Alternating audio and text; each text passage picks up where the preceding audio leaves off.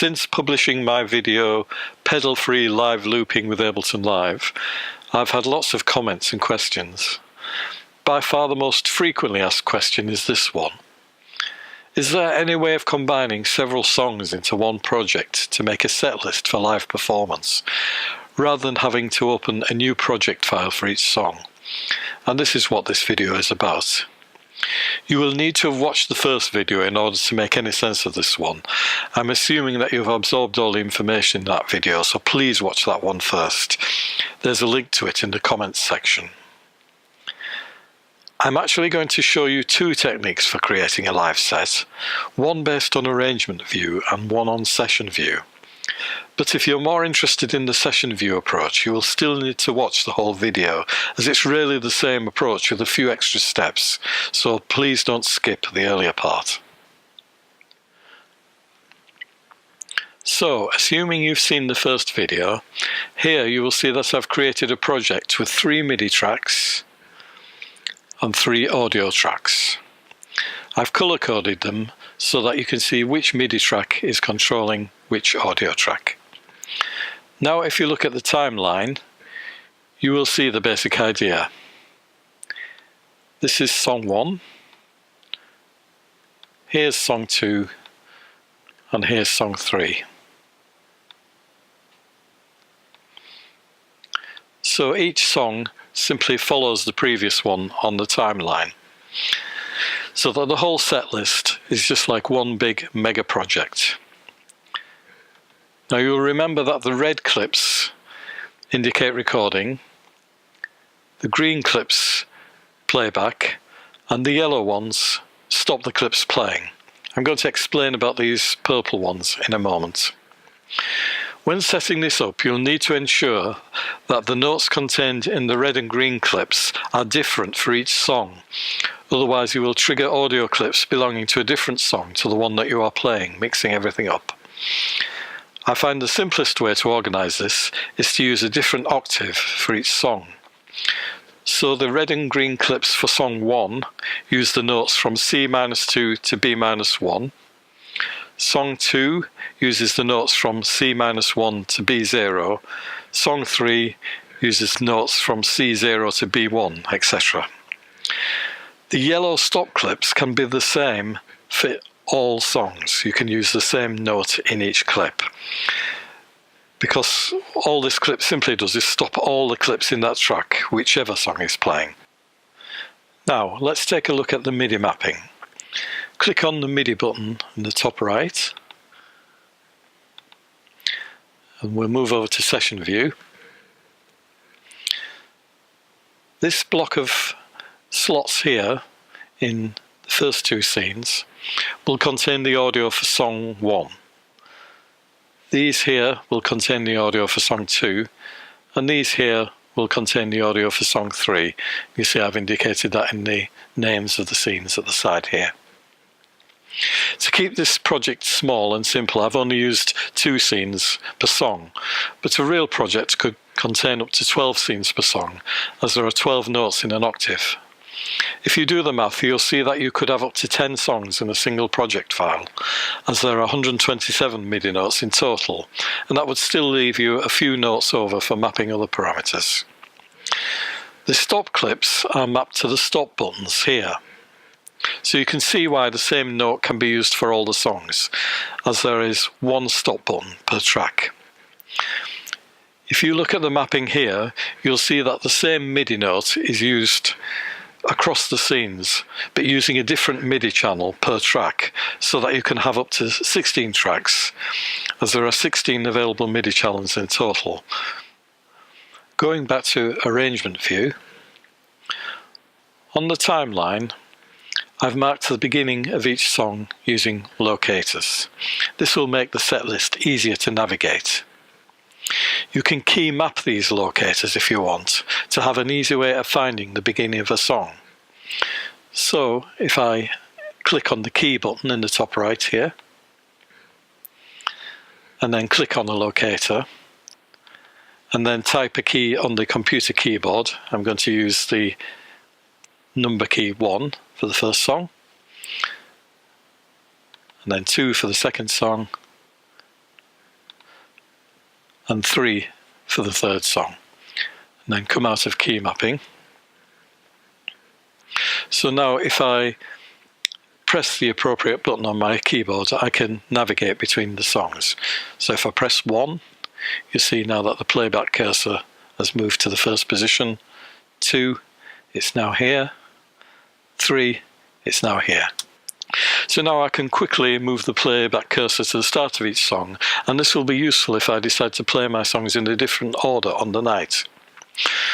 If you don't want to use key mapping, if you don't like using the computer keyboard, you can also use MIDI mapping if you've got a MIDI controller, and you can assign keys on that to this task. Now, if I'm not careful, when a song is finished, playback will continue straight on to the next song before I'm ready. And that's what these purple MIDI clips here are for. If I open one, you'll see that it contains the note C8. And then if I look at my MIDI mapping, you'll see that the note C8 is allocated to the stop button on the transport bar. This means that when I play my song, when it reaches this purple clip, it will stop the transport automatically. I'll just demonstrate that. If I start playback just here, and you'll see when it gets to the purple one, it just simply stops. So that gives me a nice automatic pause between songs. That'll give your audience time to applaud, hopefully, and give you time to get ready for playing the next song. Now, of course, it's unlikely that all your songs will have the same tempo. So, if you go to the master track down here, and you go to the menu here and select Mixer, and the menu below that and select Song Tempo, this will give you a space in which you can draw an automation curve like this pink one here, and thereby you can set a different tempo for each song. So my first song here has a tempo of about 120 BPM, the second one's a bit faster at 162, and the third one's a bit slower at 99. Now, depending on the musical genre you're working in, you may also need different time signatures as well, and you can set time signatures in the timeline up here. If you've not done this, I'll just show you. I'll delete this one here, and in order to set a new time signature, you just click the position in the timeline where you want it to start, go to Create, insert time signature change, and then type the time signature that you want. So I'm now ready to show you how this all works. So I'm going to go back to Session View, and I'm going to start by recording song 2. So I'll press the key 2 on my computer keyboard to get to the start of song 2. Then all I have to do is press the space bar, and you should see the audio starting to be recorded in the audio tracks. So I've pressed the space bar now, and there we go. It's starting to record.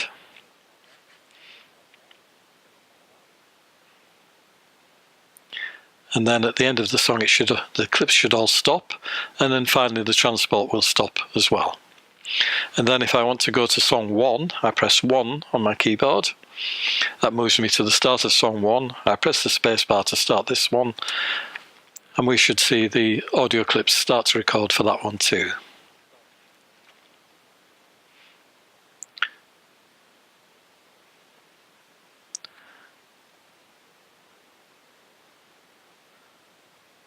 Then the clips stop, and then finally the transport stops, like that. Similarly for song 3, press 3 in order to go to the beginning of that song, press the space bar to start playback, and all the clips start recording in the correct sequence as before.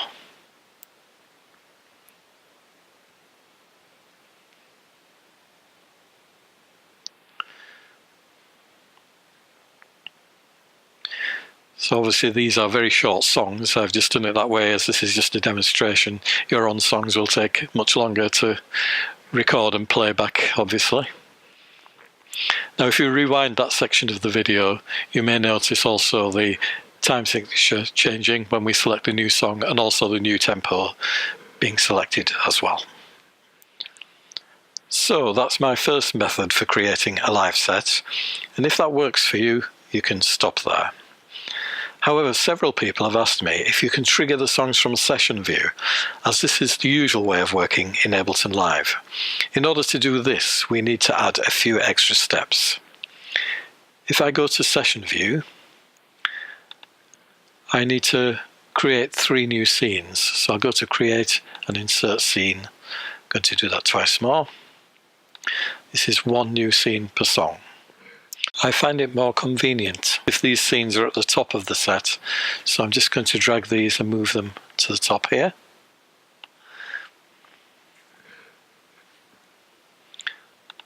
And I might just insert an extra scene there just to separate the 2 blocks of scenes. Just going to delete the name of that one so it's a blank scene. Right, now in order to move things over to session view, I need first of all to go to arrangement view, and I'm going to select all the MIDI clips for the first song in this way. Now pay attention to the region I'm selecting here. I need to include the very first clip in the sequence, so I need to start at the beginning of the bar before that first clip. In other words, at this bar line here, not at this bar line here. And then I need to go all the way until the final stop clip in the sequence. I don't need to include this purple clip for this part of the project. Now I'm going to consolidate these clips into 3 large clips. To do that, we go to Edit and Consolidate. You see the shortcut is Command J on the Mac or Control J on Windows. So I now have 3 large clips, all the same length. Now it's important that they are all the same length. If you've consolidated them separately and ended up with clips of different lengths, that is not going to work. Now you'll notice that the clips have taken on the colour and the name of the first of the original clips. So I'm going to change those to something more convenient. So I'll select them all. I'll just change the name down here. We'll call this Song 1. And I'm just going to change it to a different colour. Okay, and then I'm going to do the same for the other songs in my set list. So once again, Command J to consolidate those. And my third one, Command J to consolidate those, and I'll just change the colours and names of these clips as well. Now, if you look inside one of these clips, you'll see that it contains all the original MIDI notes that were in the separate clips before. So if I play this, it will work in exactly the same way. However, you'll notice now that I can no longer see the layout of the various record, play and stop clips. That is a slight disadvantage, because if I decide I need to change my arrangement, it's going to be a lot harder to go back into this and move things around to change the arrangement. So what I'd recommend you do before consolidating all the individual clips into these big clips, save a backup copy of your live set with everything laid out in arrangement view, and then if you need to go back and change anything, it'll be much easier to do at that stage. Now, in order to move everything over to session view, I'm going to select the clips in the first song, and then I'll select Edit and Cut, move over to session view. I'm going to select the first slot in the first scene in the first MIDI track, and then select Paste. So the song has gone into the first scene like that. And I'll repeat the process for song 2. So we cut. Now I need to paste them into the second scene.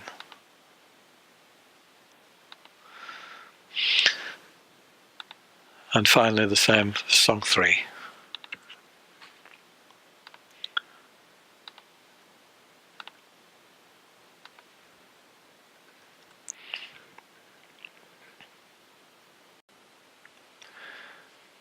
Now, something I'd like to draw your attention to is the fact that these MIDI clips are in different scenes to the ones where the audio will be recorded.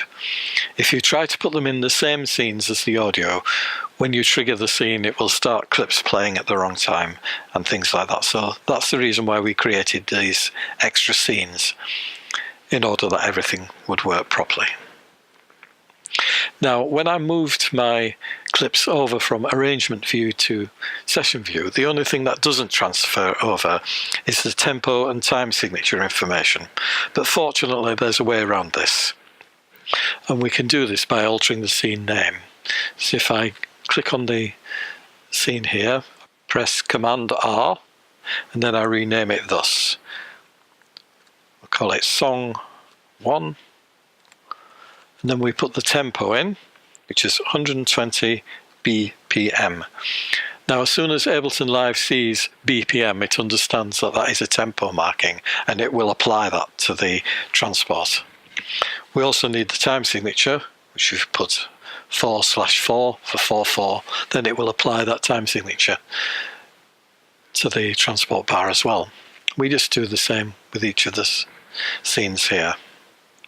So Command R, I'm going to call it Song 2, and this one I think was about 162 BPM. Then I'll leave a space, and this one was in 3/4. Of course, if you've no time signature changes, you don't need to put a time signature in here. We'll do the same for the last one.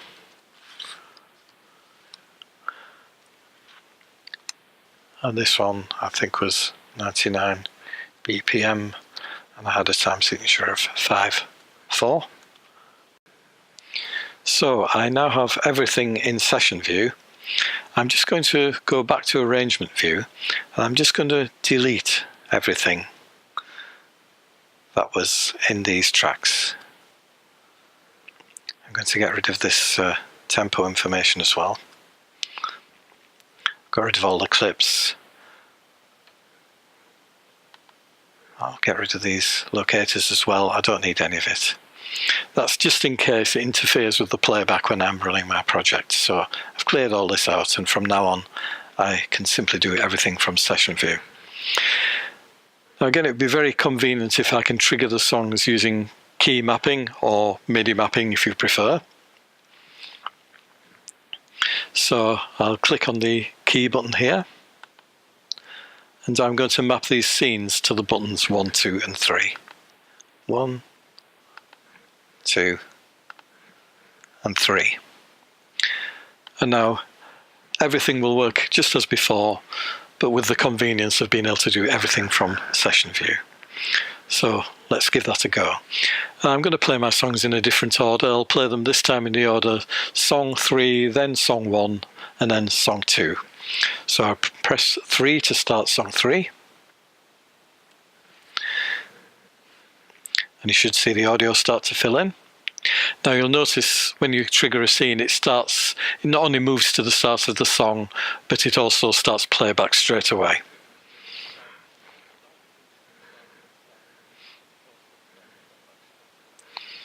And when we get to the end of the sequence, once more, we should see the clips all stop.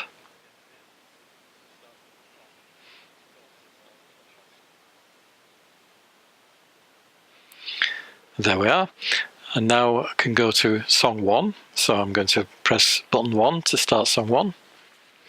You'll notice the time signature and the tempo change to the new settings. And then the audio starts to fill in as before.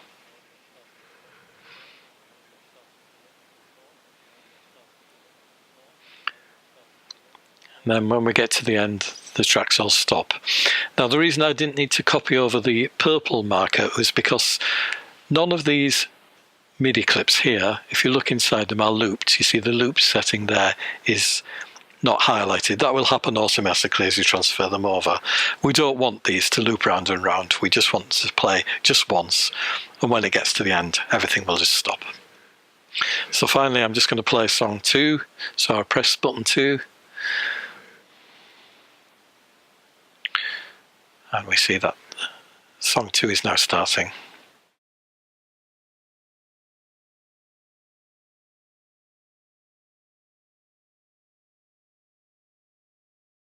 And that's how you organise a set list for live looping, pedal-free technique. And I hope you found that useful. Hope you enjoyed this. If you did, please share it and leave comments. Bye.